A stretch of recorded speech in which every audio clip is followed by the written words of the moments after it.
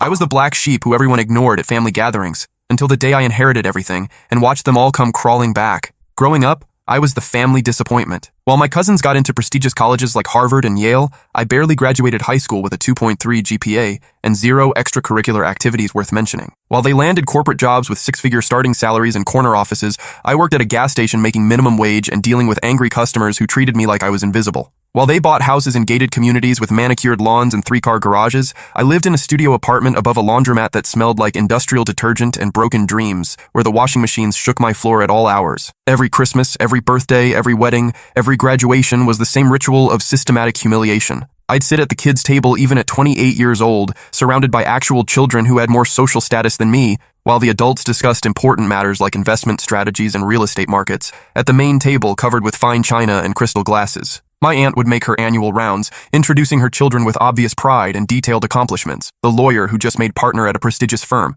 the doctor who published groundbreaking research in medical journals, the engineer who designed bridges that would stand for generations. Then she'd get to me, her voice dropping slightly, and just say, "Oh, and this is Micah." Like I was an uncomfortable afterthought she'd rather forget, but couldn't quite ignore due to biological obligation. Dad would lecture me endlessly about responsibility and making something of myself while my golden boy brother nodded along like a bobblehead, occasionally adjusting his medical school graduation ring that caught the light at precisely the right angle. He'd invoke examples of successful people who'd overcome adversity through hard work and determination, conveniently ignoring that those inspirational figures hadn't grown up with families that treated them like walking disappointments and constant reminders of genetic failure. Mom would sigh dramatically whenever I walked into a room, like my mere presence was physically exhausting and emotionally draining for everyone involved. My sister would roll her eyes theatrically when I tried to join conversations about anything more complex than weather patterns or sports scores, treating me like a child who couldn't possibly understand adult topics or sophisticated discourse about current events. They made it crystal clear through 1,000 small cruelties that I was the charity case, the one they tolerated out of biological obligation and social appearances, the embarrassing relative they had to acknowledge at family reunions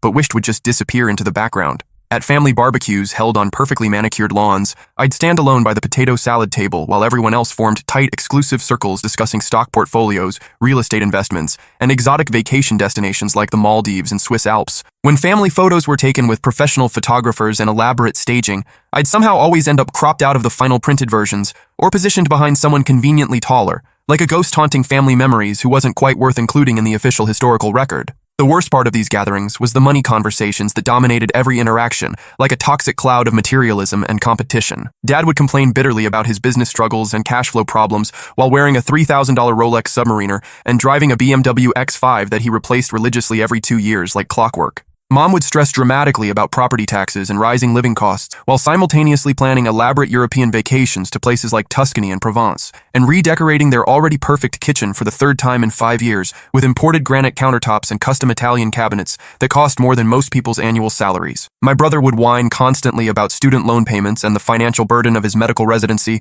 while living in a sprawling house worth more than most people earn in a lifetime and driving a Mercedes-Benz that he claimed was a practical necessity for his professional image and patient confidence. My sister would cry crocodile tears about her mortgage payments and the crushing weight of financial responsibility while shopping for designer purses at Nordstrom and taking weekend wine tasting trips to Napa Valley with her teacher friends, who somehow also afforded these luxurious lifestyle choices on public servant salaries. They'd all look at me with barely concealed disgust, like I was the financial burden single-handedly dragging down the family name and reputation in their social circles, even though I'd never asked them for a single dime in my entire adult life. I paid my own rent every month without fail, bought my own groceries at discount stores, and fixed my own car when it broke down using YouTube tutorials and borrowed tools from neighbors who took pity on me. But somehow my mere existence was still considered a drain on family resources and a source of embarrassment at country club gatherings and charity fundraisers where they needed to maintain their carefully constructed image of success and prosperity. I learned early to make myself invisible at these family events, developing sophisticated strategies for minimal engagement and maximum avoidance of their judgment and condescension. I'd arrive fashionably late to family gatherings, claiming work obligations or transportation problems that nobody bothered to question because they preferred my absence anyway, and leave strategically early with carefully crafted excuses about early morning shifts or prior commitments that gave me escape routes from their suffocating superiority. I'd bring cheap wine from the grocery store that cost less than their appetizers, while they brought expensive champagne with French names I couldn't pronounce, and vintage years they'd researched beforehand to ensure maximum impressiveness. I'd wear thrift store clothes that I'd carefully cleaned and pressed to approximate respectability next to their tailored suits and designer dresses that cost more than my monthly salary, and came with brand names that signified membership in exclusive social circles I'd never be invited to join. The message was consistently and brutally clear through every interaction. I didn't belong in their world of success and sophistication, and everyone, including extended family members and family friends, knew it without anyone having to say it directly. The final breaking point that changed everything came at my cousin's wedding 3 years ago. The event was an obscenely lavish affair held at the most exclusive country club in the state, complete with hand-carved ice sculptures that depicted swans and roses, a 12-piece orchestra flown in from Vienna, and a 5-course dinner menu that required professional translation because half the dishes had French names longer than my grocery list. The bride wore a custom Vera Wang dress that cost more than my car was worth, and the flower arrangements alone probably exceeded my entire annual income after taxes and basic living expenses. I was seated at a table in the farthest back corner with distant relatives I'd never met, people who kept asking if I was part of the catering staff or someone's +1 who'd wandered into the wrong reception by mistake. My immediate family sat at the head table with the bride and groom, basking in reflected glory and making eloquent toasts about family bonds, unconditional love, and the sacred importance of supporting each other through life's inevitable challenges and triumphs. The irony was so thick you could cut it with a silver cake knife that probably cost more than my rent.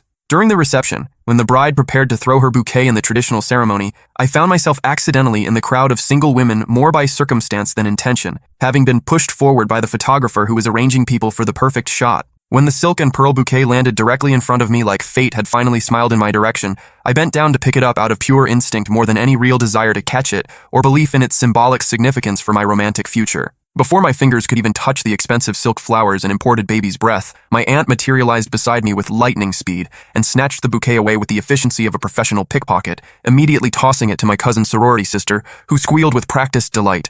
"Can't have the family failure catching the bouquet," she whispered with a smile that looked sweet but carried poison in every syllable, speaking just loud enough for everyone at the nearby tables to hear clearly and understand the full implications of her cruel joke. The laughter that followed wasn't the cruel cackling of villains in movies, but something worse. The knowing, uncomfortable chuckles of people who recognized an awkward truth that everyone preferred to ignore, but found secretly amusing when someone finally acknowledged it publicly. That sound of social exclusion disguised as harmless family teasing burned in my chest for weeks afterward, replaying every time I closed my eyes and tried to sleep, reminding me of exactly where I stood in the family hierarchy and how little that position was likely to change, regardless of any efforts I might make to improve my circumstances or prove my worth to people who'd already written me off as a lost cause. That night, driving home alone in my beat-up Honda Civic with the check engine light that had been on for 6 months, while everyone else climbed into luxury cars with leather interiors and GPS navigation systems, I made a decision that would fundamentally alter the trajectory of my relationship with my family forever. I decided to completely stop trying to earn their acceptance, prove my worth, or demonstrate that I deserved basic respect and inclusion in their lives. I stopped attending family events unless absolutely necessary for major milestone occasions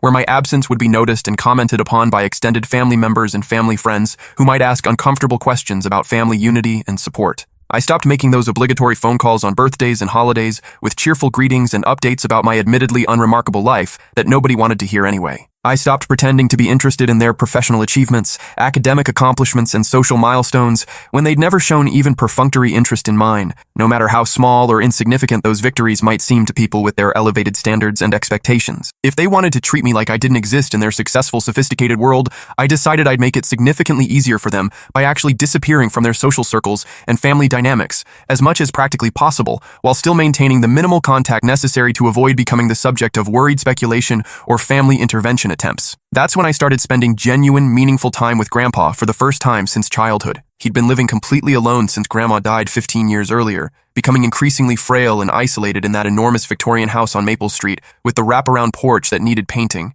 overgrown garden that he could no longer maintain, and dozens of rooms filled with furniture and memories that nobody sat with or shared anymore. The house had been their dream home, purchased when his construction business was thriving, and their children were young and full of promise and potential that somehow hadn't translated into the kind of caring, attentive adult children who prioritized their aging parents' well-being over their own convenience and social obligations. The rest of the family was consistently too busy with their important professional lives and social commitments to visit regularly or meaningfully. They'd drop by dutifully on major holidays like Christmas and Thanksgiving, staying for exactly 1 carefully timed hour while checking their expensive smartphones constantly for messages from more important people, making polite but superficial conversation about his health and the weather, then leaving promptly with their filial obligation checked off their mental to-do lists like items on a grocery shopping trip. They'd ask the same perfunctory questions about his medication schedules and doctor appointments, nod politely at his answers without really listening to what he was telling them about his daily struggles and emotional needs, and promise earnestly to visit more often next time, while already mentally planning their escape routes and calculating how long they could reasonably delay their next obligatory appearance without seeming completely heartless to other family members who might be keeping track of such things. But I had nowhere else to be.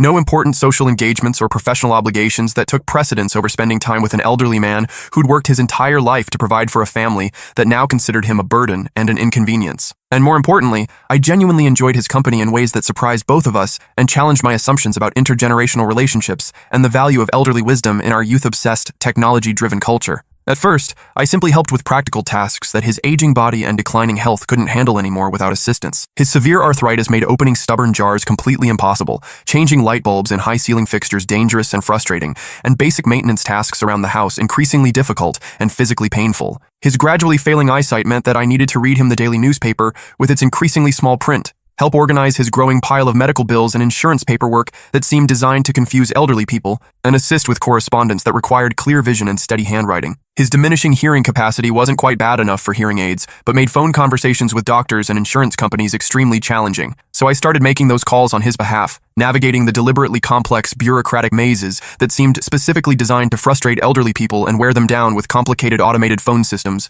lengthy hold times, and representatives who spoke too quickly and used medical or financial jargon that assumed knowledge most patients didn't possess. Gradually, almost imperceptibly, these practical weekly visits evolved into something much deeper and more meaningful than either of us had expected when I first started stopping by to help with basic household tasks. He'd begin telling me detailed stories about his childhood during the Great Depression, when his family lost their small farm to bank foreclosure and had to move to the city to find whatever work was available to men with strong backs but limited formal education. He described with remarkable clarity the night he first met Grandma at a crowded USO dance during World War II, when he was a nervous young soldier on leave from basic training, and she was a confident factory worker building airplane parts for the war effort, while most of the men her age were overseas fighting. He'd explain with obvious pride how he'd built his successful construction business from absolutely nothing but raw determination, borrowed tools, a willingness to work longer hours than his competitors, and a reputation for honest dealing and quality work that gradually earned him the trust and repeat business of customers who became friends and eventually recommended him to other potential clients throughout the region.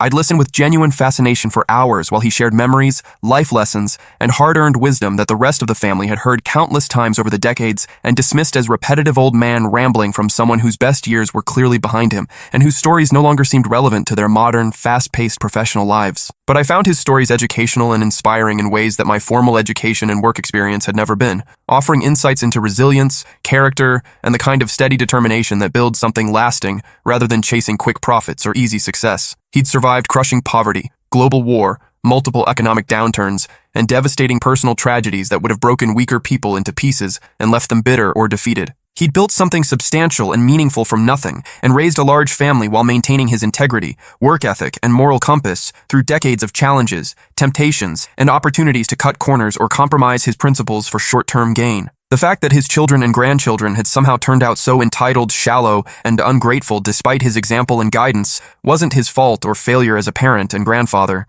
If anything, their character flaws made his lifetime of consistent decency and hard work more impressive, and their ingratitude more disappointing and inexcusable. When Grandpa received his pancreatic cancer diagnosis 18 months ago, the family's immediate response was predictably self-centered and focused on how his illness might affect their own lives, inheritance expectations, and social standing in the community, rather than on his comfort, dignity, and emotional needs during what everyone understood would likely be his final months on Earth. They discussed his treatment options like financial advisors reviewing investment portfolios, focusing primarily on costs, logistics, and potential outcomes, rather than on what would make him most comfortable and help him maintain his dignity and sense of purpose during a terrifying and painful process. I gradually became his unofficial primary caregiver, not through any formal arrangement or family discussion, but simply because I was the only one willing and available to handle the daily practical and emotional demands of serious illness. I started driving him to dawn oncology appointments when the hospital parking was easier to navigate and the waiting rooms were less crowded with other cancer patients and their worried families. I sat with him during brutal 6-hour chemotherapy sessions in sterile treatment rooms,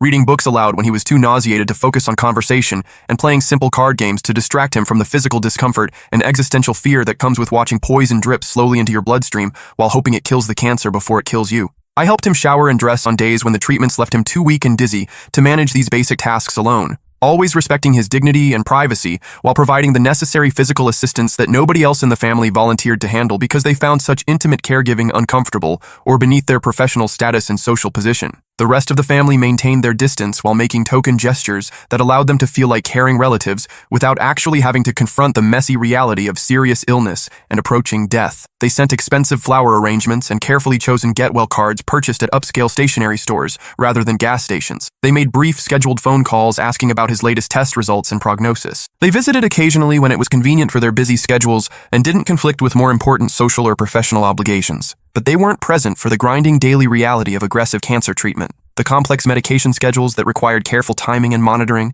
the severe dietary restrictions that eliminated most foods he'd enjoyed throughout his life, the endless stream of insurance paperwork and billing disputes that seemed designed to exhaust sick people into giving up, the transportation needs for multiple weekly medical appointments, and most importantly, the emotional support required when facing your own mortality and the terrifying uncertainty of how much time you have left and how much pain you'll have to endure before the end finally comes. During his final months, when the cancer had metastasized throughout his body, and we both understood with crystal clarity that he was dying and would not recover despite the continued treatments that were now focused on comfort rather than cure, Grandpa started asking increasingly pointed and specific questions about everyone's finances and life choices. He wanted detailed information about how Dad's construction business was really performing behind the optimistic reports and family conversations, why my brother needed such substantial financial assistance despite his supposedly successful medical practice and prestigious professional reputation, how my sister could afford such an expensive lifestyle and luxury purchases on a public school teacher's modest salary, and what my cousins were actually doing with their supposedly impressive careers, and the substantial educational investments that had been made in their professional development.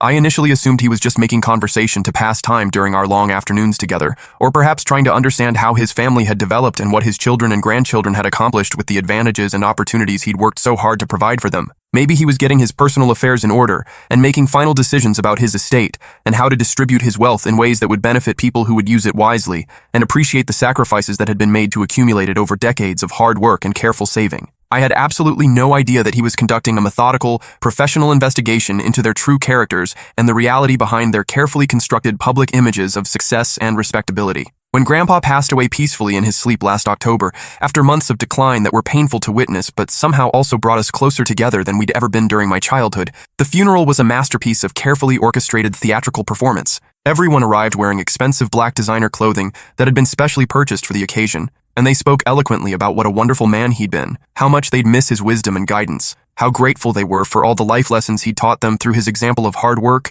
integrity, and devotion to family values and community service. They shared carefully prepared touching anecdotes about his generosity and unconditional love, his legendary work ethic and unwavering moral principles, while dabbing their eyes with expensive monogrammed handkerchiefs and accepting condolences from longtime community members who remembered him fondly as an honest businessman, reliable neighbor, and pillar of local civic organizations and charitable causes. The eulogies painted him as a beloved patriarch who'd been surrounded by loving, attentive family members during his final days, when the truth was that he'd spent most of his last months feeling abandoned and forgotten by everyone, except the grandson. They all considered the family failure and embarrassment. I sat in the back row of the funeral home, watching their elaborate performance with a mixture of profound grief for his loss and barely contained disgust at their shameless hypocrisy and complete lack of self-awareness about how little they'd actually contributed to his happiness and comfort during the time when he'd needed them most. 2 weeks later, the family lawyer called to schedule the formal reading of Grandpa's will and the official transfer of his estate to his designated beneficiaries. Nobody expected any major surprises, dramatic revelations,